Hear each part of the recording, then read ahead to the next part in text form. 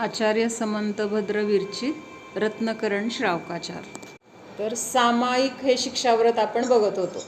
सामायिक कसं करायचं किंवा त्याचा कालावधी कसा निश्चित करायचा किंवा सामायिक म्हणजे काय हे सगळं आपण काल बघितलं. आता सामायिक कशाला म्हटलं, काल कोण होतं त्यांनी सांगा, किंवा तू पण ऐकलंय विशाखा, सामायिक कशाला म्हटलंय? म्हणजे हे जास्त महत्वाचं आहे आपल्याला बाकीच्या पेक्षा. सामायिक कशाला म्हटलंय? अशी वेळ ठरवून म्हणजे मर्यादा ठरवून एका जागी बसून हिंसादी 5 पापांचा मन वचन कायने किंवा कृत्यात अनुभवलेने संपूर्ण त्याग करून म्हणजे समताभाव धारण करणे याला सामायिक असं. म्हणजे संपूर्ण पापांचा त्याग. त्याग म्हणजे काय? 5 प्रकारच्या पापांचा त्याग आणि सर्व क्षेत्रातील पापाचा त्याग. असं नाही की आता थोड्या पापांचा म्हणजे थोड्या क्षेत्रामध्ये पाप चालू आहे, त्याचा आपल्याला काय तिथं बंद होतोय आणि त्या बाहेरचं बंद आहे, असं नाही. तर जेव्हा आपण सामायिकाला बसणार तर त्या वेळेला किंवा तेवढ्या काळापुरतं सर्व क्षेत्रातील सर्व पापांचा मन वचन कायने कृतकारित अनुमोदनेच्या द्वारे पूर्णपणे त्याग. तर त्याला काय म्हटलंय? सामायिक असं म्हटलेलं आहे. मग आज आता आपण काय बघणार आहोत की हे सामायिक कुठल्या ठिकाणी करायचं किंवा सामायिकाचं ठिकाण कसं असलं पाहिजे, तर ते आता ह्या श्लोकामध्ये सांगतायत. 99 नंबरचा श्लोक आहे. सामायिके योग्य स्थान, म्हणजे सामायिक करण्यासाठी योग्य ठिकाण कुठलं असलं पाहिजे, तर हे इथं सांगितलंय. आपण काल बघितलं ना, आपल्याला अजून सामायिक करायची काय सवय नाही आहे किंवा त्याच्यामध्ये आपल्याला रुची नाही आहे. त्याचं सवय नसल्यामुळं काय होतं, ते करू वाटत नाही किंवा त्याच्यामध्ये आपल्याला एक ठिकाणी बसून सामायिक करायचं ठरवलं तरी बाकीचे विकल्प येतात किंवा अजून बाकीच्या काहीतरी गोष्टी आठवत राहतात, त्यामुळे आपल्याला त्याबद्दल महत्त्व पण वाटत नाही. म्हणून सुरुवातीला काय सांगितले की सगळं अगोदर तुमचं सगळं व्यवस्थित करून घ्या किंवा बाकीच्या सगळ्या गोष्टींचा आपल्याला कुठं अडथळा होणार नाही. तर अशा सगळ्या गोष्टींचा विचार करून मग सामायिकाला बसायचं आहे. मग आता इथं स्थानसुद्धा सामायिकासाठी योग्य निवडायला सांगितले. जर ते स्थान योग्य नसेल तरी पण आपल्याला तिथं सामायिक नीट होणार नाही आणि मग सामायिकाबद्दल आपल्याला महत्त्व वाटणार नाही किंवा आपल्याला जर ते नाही जमलं तर ते परत करावं असं भाव होणार नाहीत. म्हणून सांगितले की सामायिकासाठी योग्य स्थान कुठलं असावं, तर ते ह्याच्यामध्ये सांगणार आहेत. माझ्या पाठीमागं म्हणा, एकांते सामयिकम.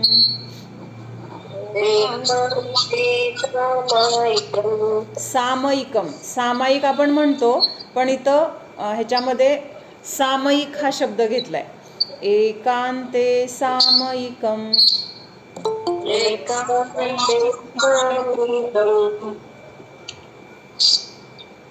निर्व्याक्षेपे वनेषु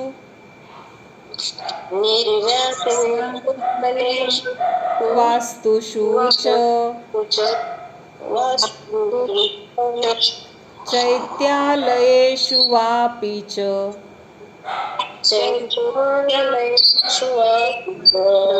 परिचेतव्यम्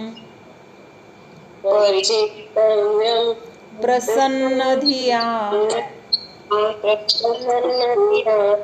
सामायिक करण्यासाठी आपलं मन सुद्धा कसं पाहिजे, तर प्रसन्न पाहिजे.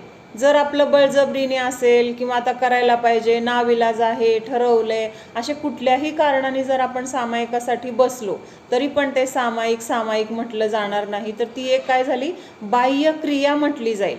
म्हणून सामायिकासाठी कुठली जागा किंवा कसं स्थान पाहिजे, तर उपद्रव रहित एकांत स्थान में, वन में, घर धर्मशाला में और चैत्यालयों में और पर्वत पर, गुफा में, स्मशान में, जहाँ कहीं भी चित्त को प्रसन्न करके सामायिक बढ़ाना चाहिए. म्हणजे अशा ठिकाणांची निवड करून तिथं आपण सामायिकाला सुरुवात करून हळूहळू आपली सामायिकाची वेळसुद्धा काय केली पाहिजे, वाढवली पाहिजे. कारण जास्तीत जास्त वेळ आपण जर स्वतःमध्ये राहत गेलो तर स्वतःमध्ये राहणं म्हणजे काय आहे, तर तिथं सुख आणि शांती ह्या दोन गोष्टी आपल्याला मिळणार आहेत. आणि आपल्याला अपेक्षा कशाची असते? सुख पाहिजे, शांती पाहिजे, आनंद पाहिजे किंवा दुःख नको. मग जिथं हे सुख आणि शांती मिळते किंवा जिथं दुःखाचा लवलेश नाही, अशी क्रिया म्हणजे काय आहे? तर हे सामायिक आहे. म्हणून सांगितले की जास्तीत जास्त वेळ हळूहळू ह्याचा सामायिक वाढवत गेलं पाहिजे. भावार्थ वाचते. सामायिक के लिए एकांत स्थान होना चाहिए. एकांत का अर्थ है जिस स्थान में स्त्री, पशु और नपुंसक आदि का आवागमन न हो. म्हणजे जिथं सगळेच आले, म्हणजे स्त्री, पुरुष, मुलं किंवा अजून काय प्राणी, पक्षी किंवा अजून कोण असले नपुंसक वगैरे, असे कोणीही सुद्धा तिथं येत जात नसले पाहिजे. कारण आपलं मन कसं आहे? तर चंचल आहे. लगेच अशा कोण आलं कोण गेलं ह्या गोष्टींकडे आपलं लगेच काय होतं? मन आकर्षित होतं. आणि मग तिकडं गेलं मन की काय होतं? त्या विषयाचे विचार आपल्या मनामध्ये चालू होतात. किंवा समजा कोणीतरी बोलत असेल तर जे काही ते बोलतायत तर त्या बोलण्यामुळं काय होतं? त्यांच्या बोलण्याकडे आपण तिकडे आपलं लक्ष जातं आणि त्यामुळं त्या बोलण्यांमध्ये आपण पण रमून जातो किंवा त्या बोलण्याबद्दलचे विचार आपल्या पण मनामध्ये येतात.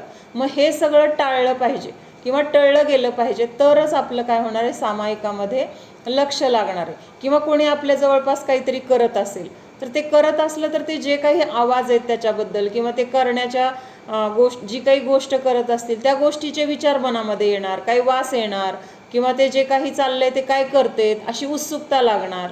म्हणजे असं सगळं काय होतं? तर आपल्या मनाला विचलित होण्यासाठी ही सगळी कारणं म्हणजे फार त्रासदायक आहेत. म्हणून तिथं सांगितलं की एकांत स्थान निवडायचे जिथं कोणाचंही आवागमन, आवा म्हणजे येणं आणि गमन म्हणजे जाणं, म्हणजे येणं जाणं असणार नाही, अशा ठिकाणाची निवड करायला सांगितली आहे.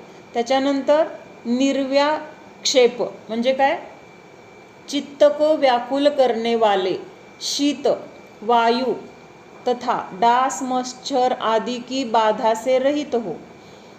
म्हणजे ह्या गोष्टी सुद्धा तिथं काय आहेत? आपल्या सामायिकासाठी बाधा उत्पन्न करणाऱ्या आहेत. मग कुठल्या गोष्टी आहेत? तर काय सांगितलंय की थंडी असेल, खूप उष्णता असेल किंवा खूप वारं असेल खूप सुटलेलं, तर तिथं सुद्धा आपण काय स्थिर राहू शकत नाही. थंडी वाजायला लागली खूप, लक्ष कुठं जाणार?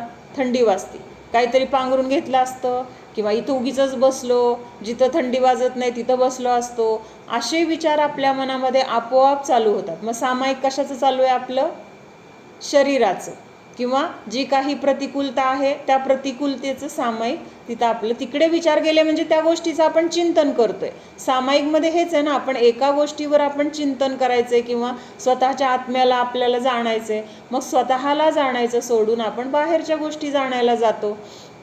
किंवा खूप डास चावायला लागले, मच्छर, डास किंवा अजून काय बाकीचं मुंग्या असतील, अजून काय झुरळं फिरत असतील, म्हणजे अशा गोष्टींचं जर तिथं सारखं वास्तव्य असेल किंवा तिथं आजूबाजूला ह्या गोष्टी खूप असतील, मग डास चावायला लागले, मुंगी चावायला लागल्यावर पण आपलं लक्ष तिकडं जाणार. त्यामुळं तिथं स्वतःमध्ये आपलं लक्ष केंद्रित होणार नाही. म्हणून ह्या सगळ्या बाधांनी रहित असं ते स्थान असलं पाहिजे. मग असं कुठलं स्थान चालेल की जिथं कुठलंही चालेल, जिथं ह्या गोष्टी नसल्या पाहिजेत. मग ते जंगल असेल तरी पण चालेल, घर असेल चालेल, देवस्थान असेल चालेल, अजून काय? अथवा अपि शब्द से पर्वत, गुफा आदि कोई भी स्थान हो. मग आता हे मुनी वगैरे करतातच की पर्वत असेल किंवा गुफा असेल किंवा अजून काय जंगल असेल, कुठलंही स्थान तिथं त्यांना बाधा म्हणजे तिथं बाधा उत्पन्न करणारं नसतं. गुफा आदि कोई भी स्थान हो, वहाँ पर प्रसन्न चित्त होकर सामायिक करना चाहिए.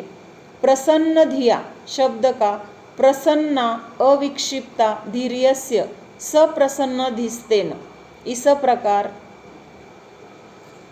बहुब्रीहि समास और प्रसन्न चासो धिश्च इति प्रसन्न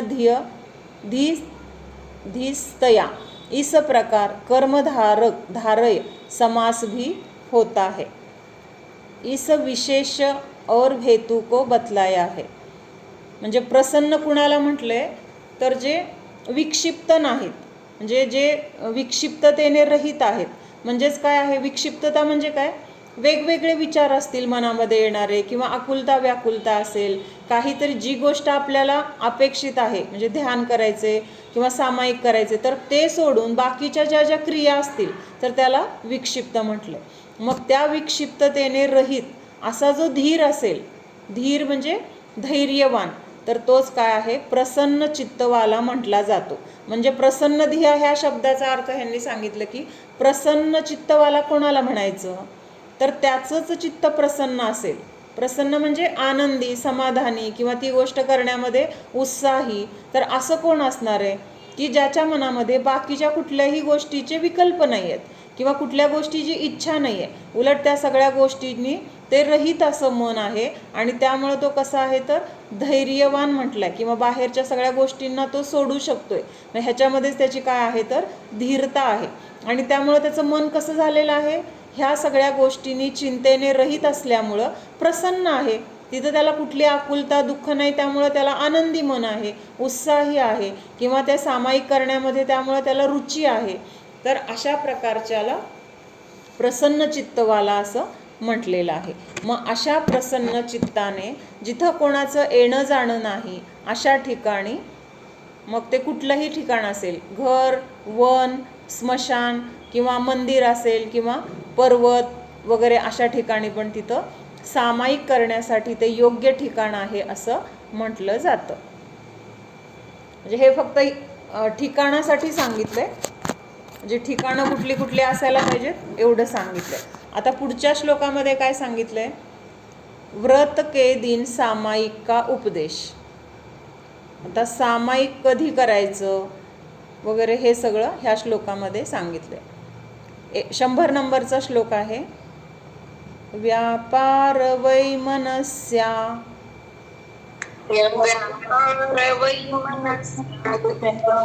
द्विनिवृत्त्या मंतरात्म विनिवृत्त्या सामायिकं बध्नीया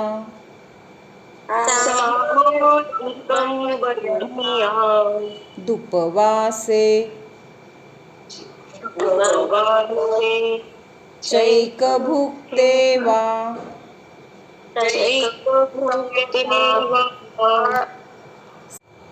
तर काय सांगितलंय की सामायिक करत असताना आपण कसं असलं पाहिजे, किंवा सामायिक कधी करायचं, असं थोडं इथं त्यांनी थोडक्यात किंवा स्थूल रूपाने सांगितलेलं आहे. व्यापार आणि वैमनस्य. वैमनस्य म्हणजे काय, तर शत्रुत्व, किंवा कुठल्या गोष्टींमुळे आपलं मन कलुषित झालं असेल कुणाबद्दल, कुठल्या गोष्टींबद्दल, तर त्याला म्हटलं आहे वैमनस्य. आणि व्यापार. व्यापार म्हणजे काय, व्यापार म्हणजे फक्त व्यवसाय असं नाही, तर ज्या ज्या क्रिया आपण करतो ना, तर त्या सगळ्या गोष्टींना व्यापार म्हटलं जातं. म्हणजे शरीराची क्रिया आहे तो शरीराचा व्यापार, मनामध्ये आपण जे जे काही विचार करतो तो मनाचा व्यापार, किंवा बाहेर आपण जे काही स्वयंपाकघर, स्वयंपाकघरातील किंवा आपल्या घरातील किंवा व्यवसाय, जॉब, हे सगळे सुद्धा काय म्हटलं जातं, तर एक प्रकारचा व्यापार म्हटला जातो. कुठल्या अपेक्षेने, क्रिया करणं, जे जे काही करतोय ना आपण, तर त्या संबंधी तो काय आहे, तर व्यापार म्हटला जातो. मग असं शरीराच्या, मनाच्या जे काही आपल्या क्रिया आहेत, तर त्या सगळ्या क्रियांना व्यापार असं म्हटलंय. आणि ह्या सगळ्यातून काय सांगितलंय, व्यापार वैमनस्यादी, म्हणजे हे दोनच मुख्यतेने घेतले तरी ह्याला धरून सगळ्या क्रिया, आधी म्हणजे काय येणार, आधी सगळ्या क्रिया त्याला धरून येणार. आणि त्याच्यामधून काय व्हायचंय, विनिवृत्त्या, म्हणजे विशेष रीतीने निवृत्त होणे. निवृत्त होणे म्हणजे काय, त्या क्रिया करण्यापासून आपण अलिप्त होणे, किंवा त्या गोष्टींच्या विचारांचा जे काही आपल्या मनामध्ये सतत काही ना काही विकल्प चालू असतात ना, त्या गोष्टीबद्दलचे, ते करण्याबद्दलचे, किंवा झाल्या त्याच्याबद्दलचे, तर हे जे काही विकल्प आहेत, तर ह्याच्यापासून आपण दूर होणे म्हणजे काय, ते मनामध्ये विचार न येऊ देणं, किंवा त्या विचारांपासून अलिप्त होणं, म्हणजेच त्या गोष्टींचा विचार न करणं. तर हेच काय आहे, त्याच्याबद्दलची निवृत्ती आली. म्हणजे एखादी गोष्ट करायची सोडली तर त्याला आपण म्हणतो ना, त्याच्यापासून आता आम्ही निवृत्त झालो. जसं काही आपण आता जॉब करतोय आणि आपण आता निवृत्ती घेतली किंवा रिटायरमेंट घेतली, तर तसं ह्या ज्या संसारातल्या गोष्टी आहेत त्याच्यापासून, त्याच्यानंतर मनामध्ये उत्पन्न होणाऱ्या ह्या गोष्टींच्या विकल्पापासून निवृत्त होणे. तर हेच काय आहे सामायिकाचं मुख्य तिथं करायचं आहे आपल्याला, किंवा सामायिक करण्यासाठी पहिल्यांदा ह्याच्यामधून निवृत्त होणं हे गरजेचं आहे. आणि हे सामायिक कधी करायचं आहे तर उपवासाच्या दिवशी विशेष रीतीने सांगितलं आहे बरं का. तसं तर रोजच करायचं आहे, पण मुख्यतेने किंवा जास्त आपल्याला वेळ जेव्हा सामायिक किंवा जास्त धर्मामध्ये घालवायचं आहे तर त्यावेळेस तिथं मुख्यतेने काय सांगितलं आहे, उपवास के दिन अथवा एकाशन के दिन शरीरादिक की चेष्टा, मन की व्यग्रता अथवा कलुषता से निवृत्ति होने पर मानसिक विकल्पों की विशिष्ट निवृत्तीपूर्वक सामायिक को बढ़ाना चाहिए. म्हणजे दररोज तर सामायिक करायलाच पाहिजे, पण जेव्हा आपले असे उपवास असतील किंवा एकासन असेल किंवा जास्त आपल्याला आज काही काम नाही आहे, जास्त वेळ आहे आपल्याकडे, तर अशा दिवशीसुद्धा काय सांगितलं आहे, जास्तीत जास्त सामायिकाला वाव द्यायला पाहिजे किंवा आपलं सामायिक करण्याची वेळ वाढवायला पाहिजे.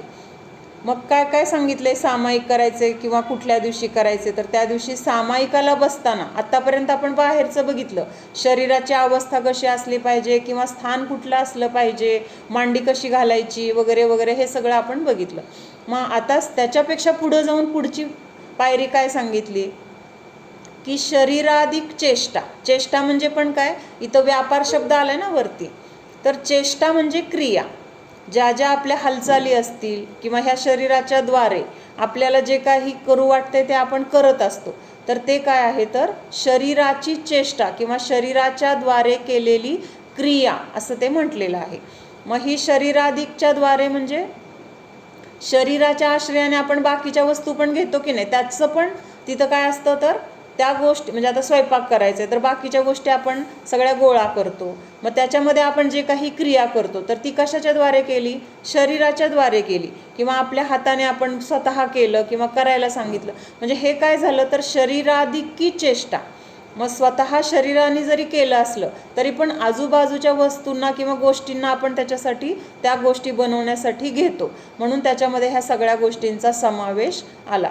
मग शरीराधिक की चेष्टा आणि त्याच्या पुढे जाऊन काय सांगितलं, मन की व्यग्रता.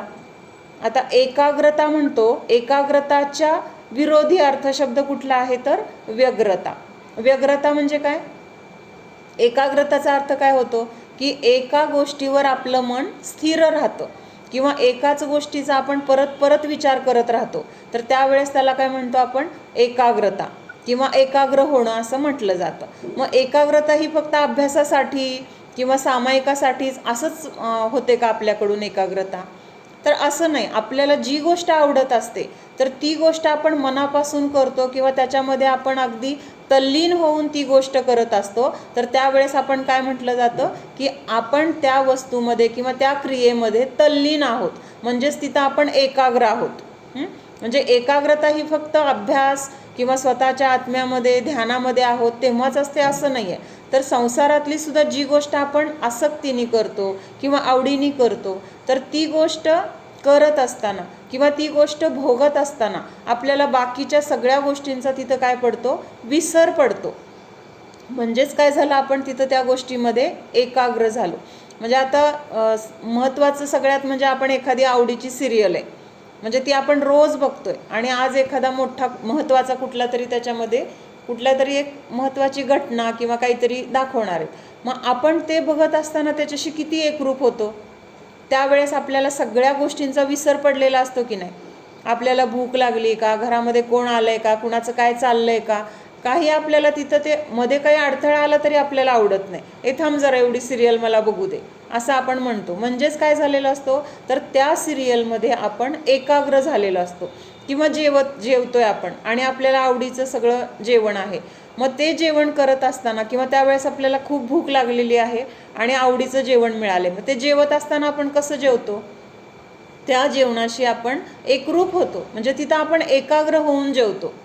म्हणजे तिथं आपल्याला त्यावेळेस कुणी डिस्टर्ब केलेलं काम सांगितलेलं पण आवडत नाही, म्हणजे तिथं काय आहे आपली एका गोष्टीमध्ये आपली काय आहे तिथं तल्लीनता आहे आणि ही तल्लीनताच काय म्हटलं जातं, एकाग्र म्हटलं जातं. पण आता इथं शब्द काय वापरला आहे, व्यग्रता.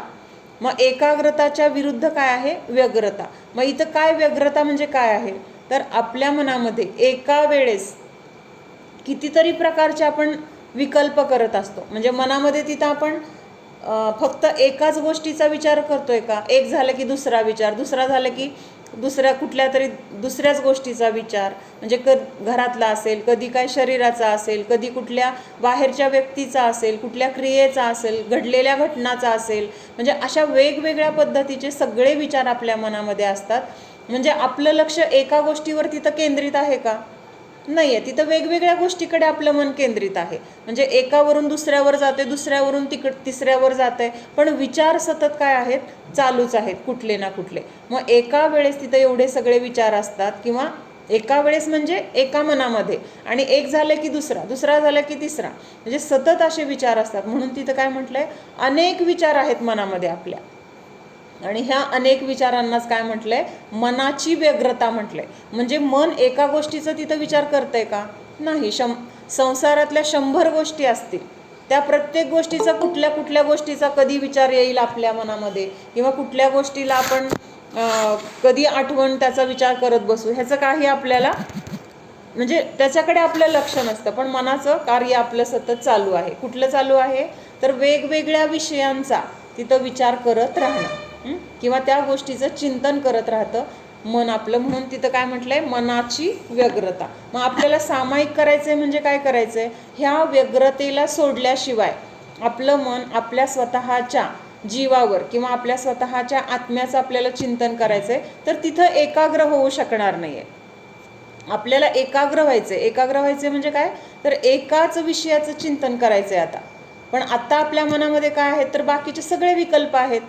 काय काय विकल्प असतात आपल्या मनामध्ये, असतात की नाही. सतत आपण त्याचा विचार करत नाहीये. म्हणजे असं काय काय विचार येत आहेत माझ्या मनामध्ये, किंवा मी काय काय विचार केले, किंवा काय काय विचार माझ्याकडून केले जातात, आपण मुद्दाम पण करत नाहीये. ते विचार सतत आपल्या मनामध्ये उत्पन्न होत आहेत, आपल्या संयोगाबद्दल किंवा जे काही असेल प्रत्येक गोष्टीबद्दल.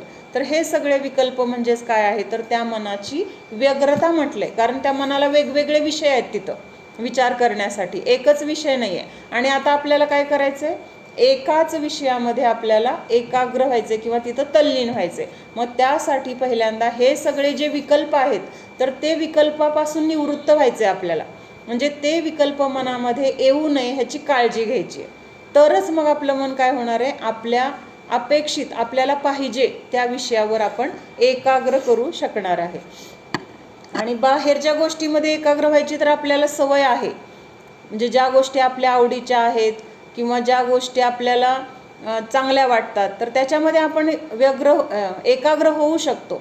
पण स्वतःच्या आत्म्याचं काय आपल्याला ज्ञान नाही आहे, त्याचं चिंतन करायची सवय नाही आहे. त्यामुळं तिथं एकाग्र होण्यासाठी ह्या सगळ्या गोष्टींची काळजी घेणं किंवा ह्या सगळ्या गोष्टींपासून निवृत्त होणं, विशिष्ट निवृत्ती. विशिष्ट म्हणजे अगदी विचार करून किंवा अगदी एखादी गोष्ट महत्त्वाची जर करायची असली तर आपण तिथं किती काळजीपूर्वक केली जाते, किंवा किती काळजी, नाही हे झालं पाहिजे, असं झालं पाहिजे, झाल्यानंतर सुद्धा ते झालंय का तसं जसं ठरलंय किंवा जसं पाहिजे तसं ती गोष्ट तिथं आहे का, हे सगळं जसं आपण बघतो ना जबाबदारीने, सांगून मोकळं होत नाही, तिथं प्रत्यक्ष झालंय का हे पण तपासतो. तसं विशिष्ट निवृत्ती म्हणजे ह्या सगळ्या गोष्टींचा विचार माझ्या मनामध्ये नाही आला पाहिजे असं आपण निग्रहाने ठरवणं किंवा त्या गोष्टींचा त्याग करण्यासाठी प्रयत्न करणं. तर हे काय आहे, विशेष रूपाने निवृत्ती सांगितली आहे. हां, काय सांगितले, शरीरादि की चेष्टा और मन की व्यग्रता अथवा कलुषता. कलुषता म्हणजे आता इथं वेगळं का घेतलंय कलुषतेला, काहीतरी घटना घडलेली असते, आपल्या मनाविरुद्ध झालेलं असतं, कुणीतरी काहीतरी बोललं किंवा काहीतरी नुकसान झालं, शरीरामध्ये काहीतरी त्रास होतोय. मग ह्या गोष्टीमुळे आपण कुठेतरी दुःखी असतो. दुःख हे सेम आहे, पण त्या दुःख होण्यासाठी कारणं खूप वेगवेगळी असतील. वाईट वाटणं सेम आहे, पण वाईट वाटण्यासाठी ज्या काही घटना घडल्या तर त्या घटना खूप वेगवेगळ्या असतील, एकच असेल अनेक पण असतील.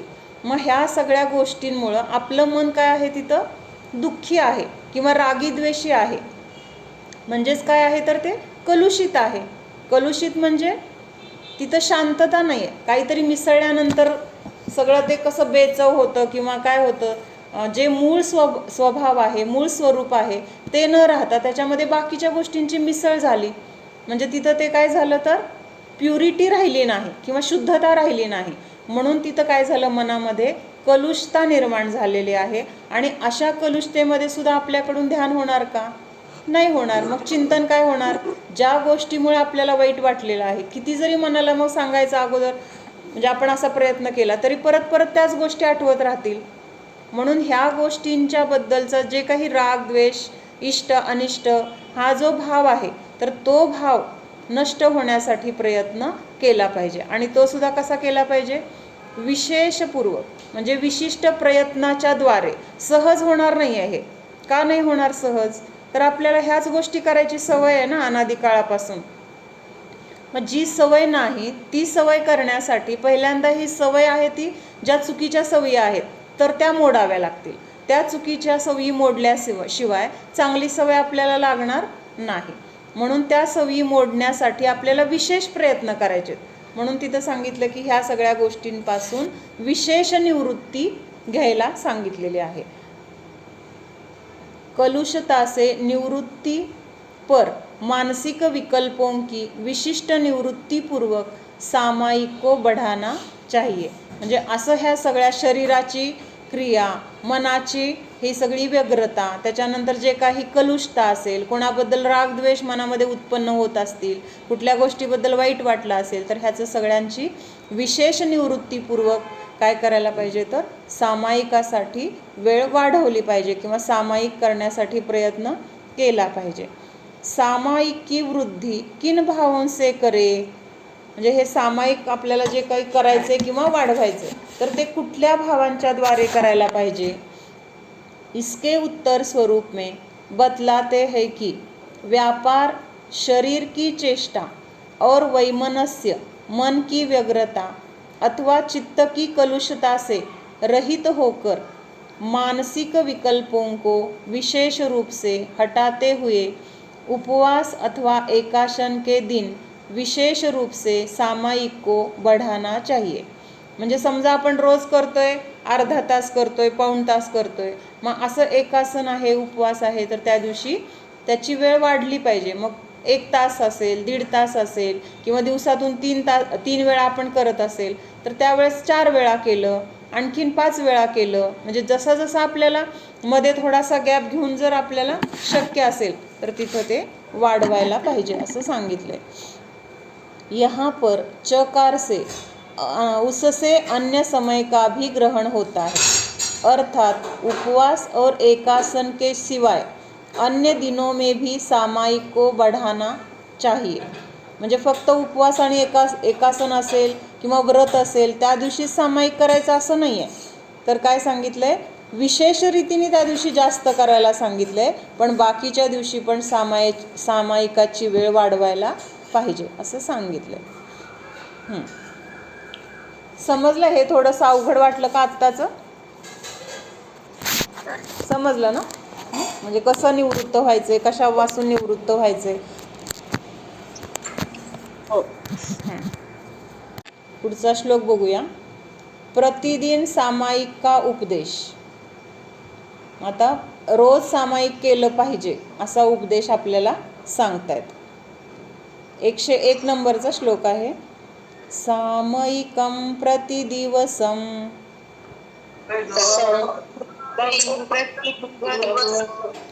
यथावदप्यनलसेन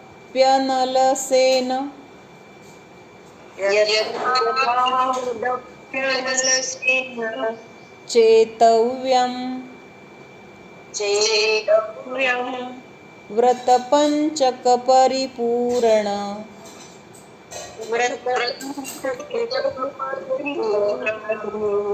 कारणमवधानयुक्तेन.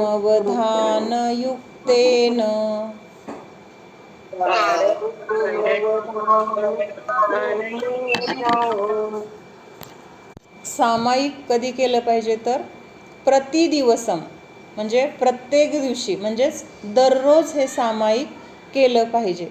यथावदप्यनलसेन चेतव्यम. म्हणजे याचा अर्थ काय घेतलाय?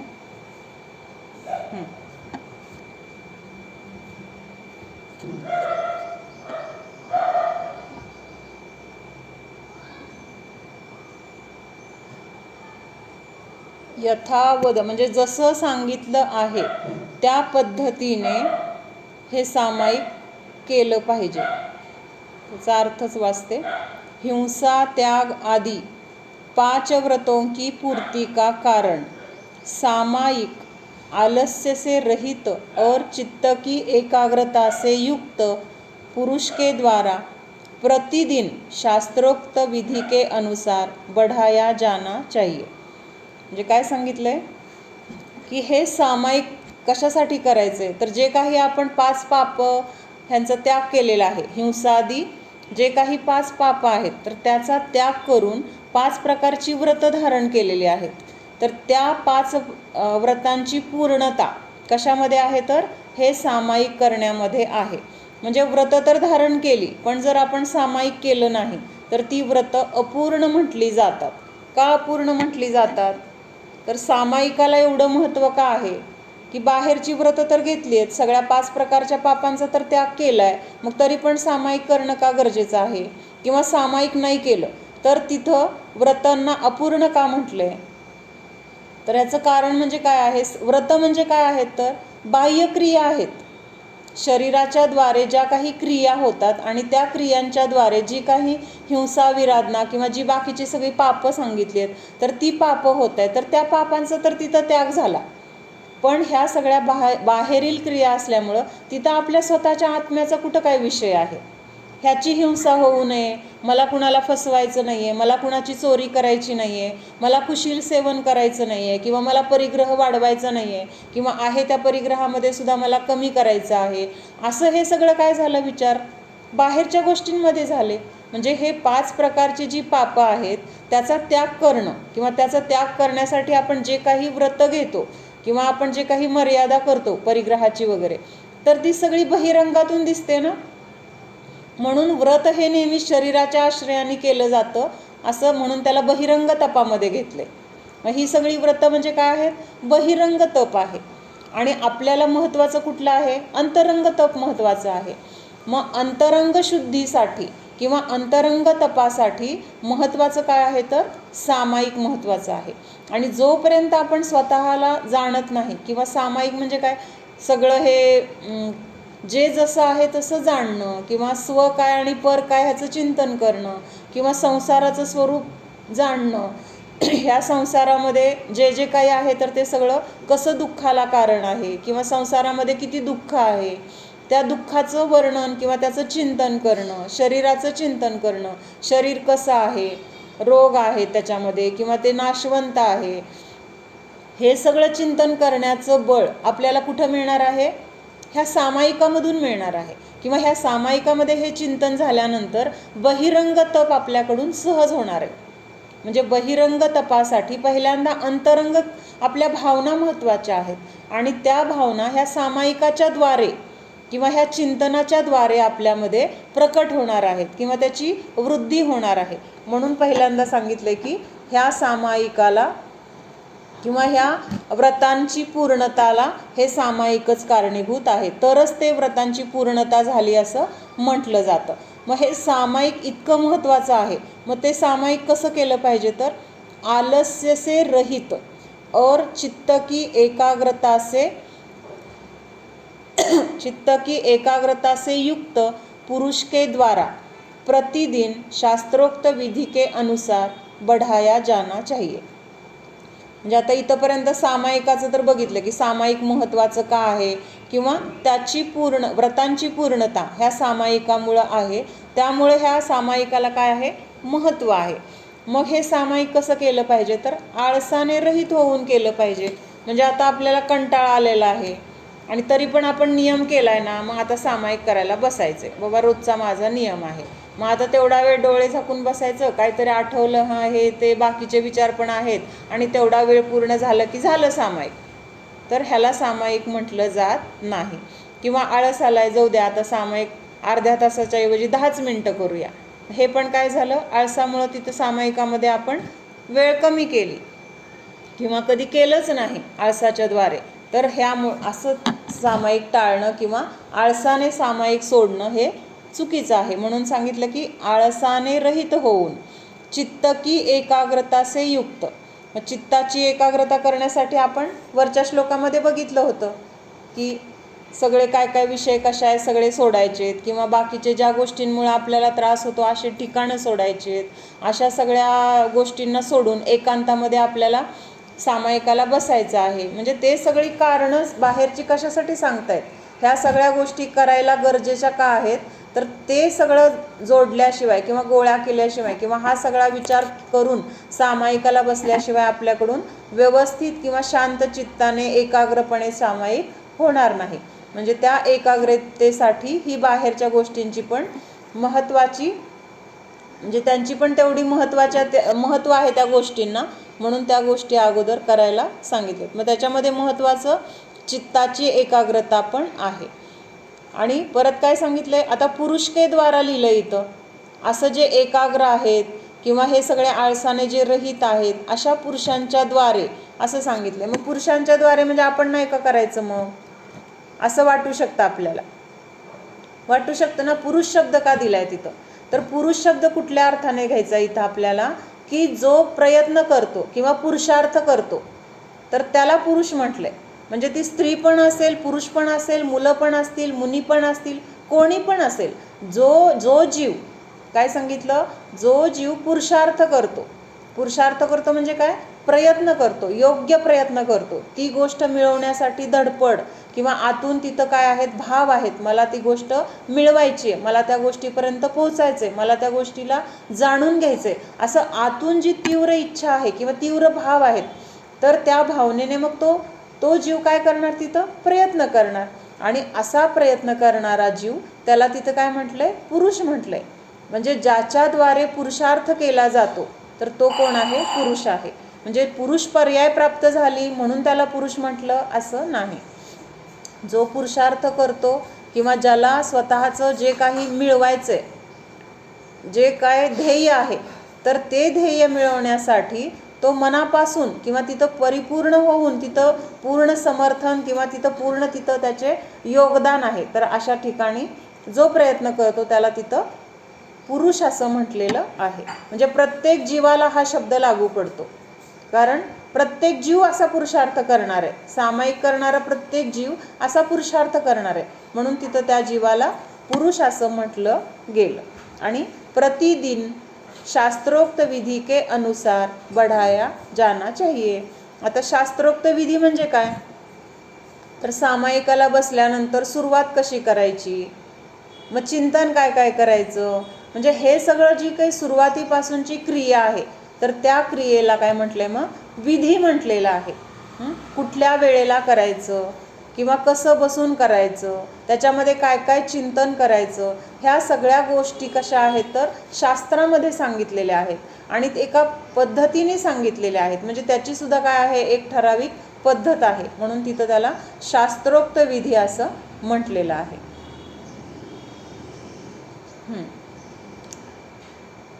यहाँ पर बतला रहे हैं कि कोई यह न समझ ले कि उपवास अथवा एकासन के दिन ही सामायिक करना चाहिए, अन्य दिनों में नहीं. म्हणजे आता श्लोकामध्ये तिथं उपवास आणि एकासन हा शब्द आला ना, मग असं वाटू शकतं की फक्त उपवास असेल, एकासन असेल तरच सामायिक करायचं, एरवी करायचं नाही. तर असं नाही, तर प्रत्येक दिवशी सामायिक केलं पाहिजे असं इथं म्हणून सांगितलं. सामयिकम प्रतिदिवसम, म्हणजे प्रत्येक दिवशी सामायिक केलं पाहिजे. इसी का निराकरण कहते हुए कि शास्त्रोक्त विधि का अतिक्रमण नहीं करते हुए. अतिक्रमण म्हणजे काय, जे काही शास्त्रामध्ये सांगितलंय तर त्याला सोडून दुसरंच काहीतरी करणं किंवा त्याच्यावर त्या गोष्टी सोडून देणं किंवा त्याच्यामध्ये दुसरं काहीतरी मिलावट करून करणं, तर त्याला म्हटलं अतिक्रमण असं. म्हणजे जे ठरलेलं आहे त्याच्या बाहेरच्या गोष्टी करणं, तर ह्याला अतिक्रमण म्हटलंय. मग शास्त्रोक्त विधि का अतिक्रमण नहीं करते हुए प्रतिदिन सामायिक करना चाहिए. सामायिक करने वाला पुरुष आलस्य रहित तथा चित्त की एकाग्रता से युक्त होना चाहिए, क्योंकि सामायिक में हिंसादि पंच पापों की निवृत्ति हो जाती है। इसलिए पांचों व्रतों की परिपूर्णता स्वरूप सामायिक के काल में अणुव्रत भी महाव्रत रूपता के कारण है। म्हणजे आता इथं तर पूर्ण सगळ्या प्रकारच्या पापांचा आणि सगळ्या क्षेत्रातील पापांचा तेवढ्या सामायिकाच्या काळापुरता का होईना पूर्णपणे त्याग होतो. म्हणजेच तिथं काय म्हटलंय, मग एक महाव्रतीसारखं झाला तो जीव. महाव्रती कशा असतात की ज्यांनी पाचही प्रकारच्या पापांचा पूर्ण त्याग केलाय. म्हणजेच तिथं ते महाव्रताला धारण केलेलं आहे. त्यांच्याकडून कुठलंही अणुभर सुद्धा पाप त्यांच्याकडून होत नाही, म्हणून त्यांना महाव्रत म्हटले. मग जेव्हा हा जीव सामायिकाला बसला, सामायिक करत असताना कुठली क्रिया चालू आहे? कुठलीच नाही. मनामध्ये चिंतन काय चालू आहे? आत्म्याचं चिंतन चालू आहे. आणि बहिरंगातून तो स्थिर आहे. ना मनाची क्रिया चालू आहे, ना वचनाची चालू आहे, ना कायेची चालू आहे. म्हणजे मन वचन कायेच्या क्रियेचं तिथं काय झाला? पूर्ण त्याग झाला.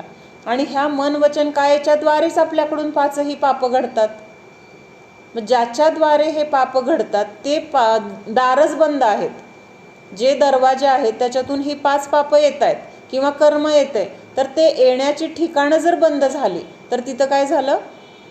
त्या पापांपासून निवृत्ती झाली. ते पाप यायचं तिथं थांबलंय काही काळापुरतं. मग हे पूर्णपणे पाप यायचं थांबलंय, म्हणून तिथं काय झाला? तो जीव तेवढ्या काळापुरता महाव्रतीसारखा झाला. म्हणजे तिथं त्यावेळेस आपण मुनींसारखे म्हटलं गेलो.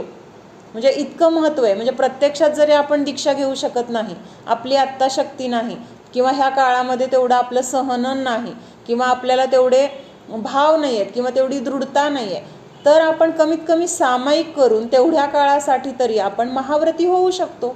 महाव्रती नाही पण महाव्रतीसारखं होऊ शकतो. तेवढ्या काळापुरता का होईना आपल्याकडून सगळ्या पापांचा त्याग होऊ शकतो, सगळ्या परिग्रहाचा त्याग होऊ शकतो. आणि तो पण कसं? मनापासून.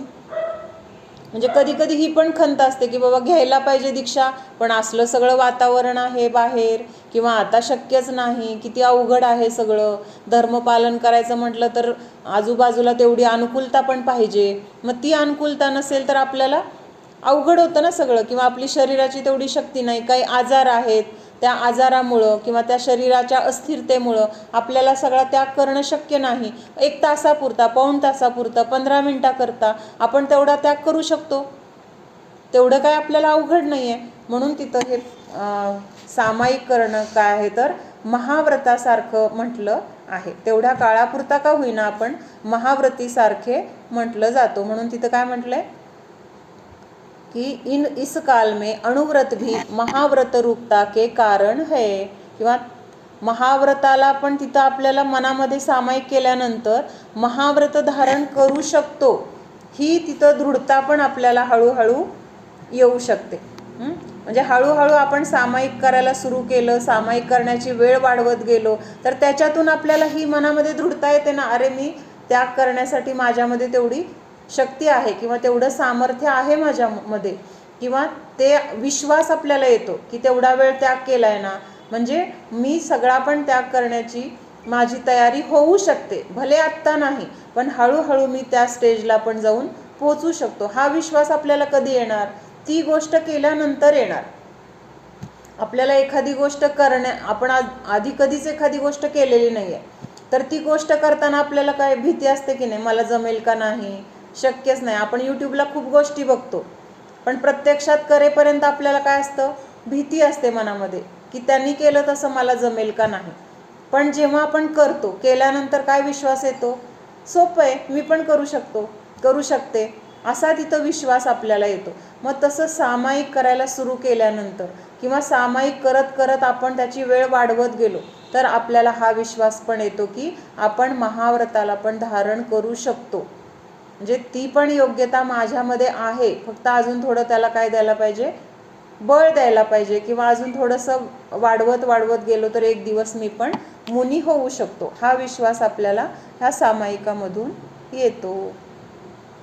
तर असं हे काय सांगितलंय, रोज सामायिक करण्याचा उपदेश आपल्याला दिला आहे. मग सामायिक फक्त व्रती लोकांनीच करायचं, ज्यांनी अणुव्रत घेतलेत, ज्यांनी गुणव्रत घेतलेत त्यांनीच केलं पाहिजे असं नाही आहे.